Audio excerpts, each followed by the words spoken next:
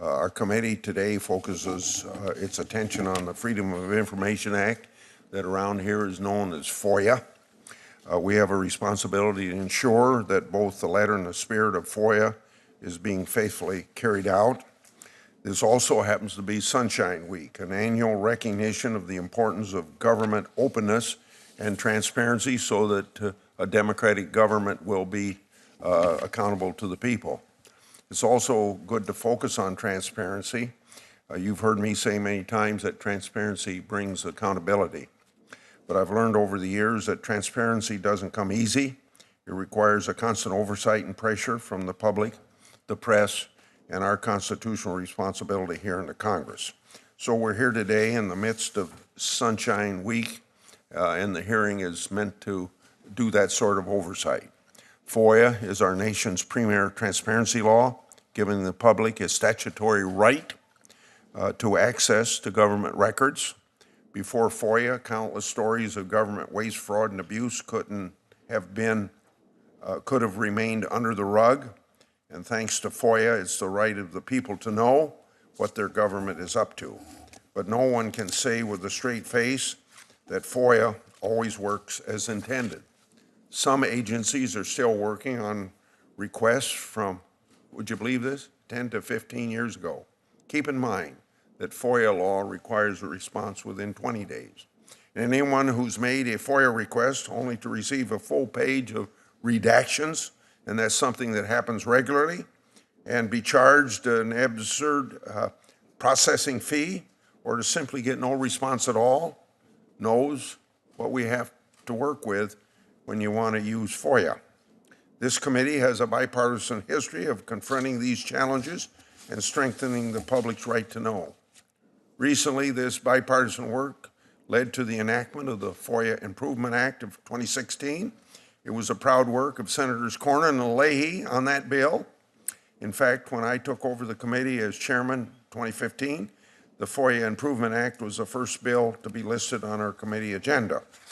The FOIA Improvement Act was the result of years of bipartisan work, collaboration with open government community, and good faith negotiations.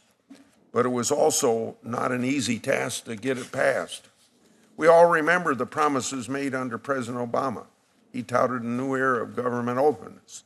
Yet, it was the Obama administration that tried to defeat FOIA reform efforts. Then the first months of this administration, there was word going out from the White House that they were going to only answer letters from chairmen of committees. Can you imagine 80 people in Congress, in the Senate, not being able to get their questions answered? So this isn't just an Obama problem, it's a problem throughout government. Under President Obama, the White House review of politically sensitive FOIA requests became official policy, and more than one of his top officials used personal or alias email accounts to conduct official business. And when that happens, you undermine transparency and accountability. And who knows, it could be going on in this administration as well.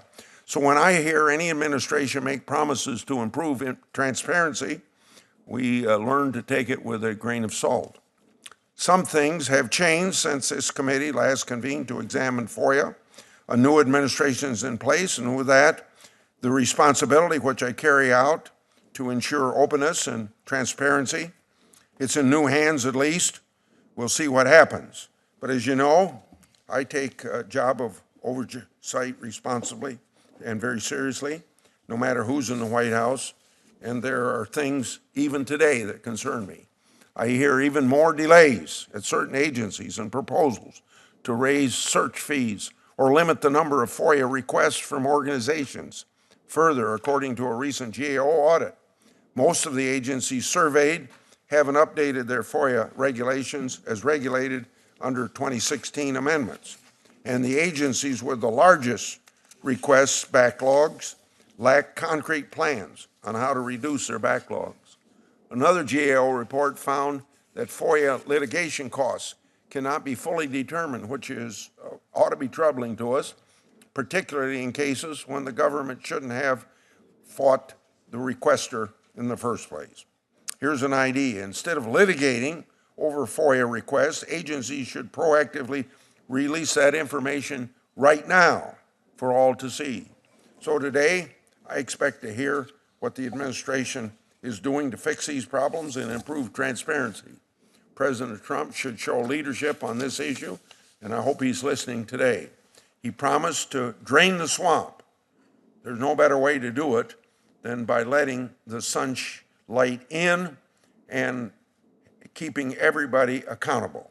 And on this issue of sunlight, I was pleased to work closely with Senator Leahy last fall, pushing for the administration's full release of the JFK assassination records. I also introduced the Disclosing Foreign Influence Act last year to improve transparency and disclosure of foreign lobbying efforts under the Foreign Agents Registration Act.